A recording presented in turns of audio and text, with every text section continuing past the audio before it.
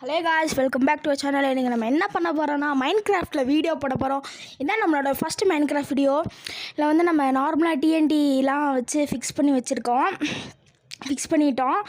நிறைய டிஎன்டி வந்து உள்ளே வச்சுருக்கேன். கிட்டத்தட்ட 100க்கு மேலே வச்சுருப்பேன். நம்ம நார்மலாக தெரியும் நமக்கு அந்த ரெட் ஸ்டாண்டு, ரெட் ஸ்டோன், அந்த டஸ்ட்டாக அதை போட்டு நம்ம லிவரை வச்சு ஆன் பண்ண ஆன் ஆயிடும். இதில் எனக்கு சொதப்பலாயிடுச்சுங்க கைஸ்.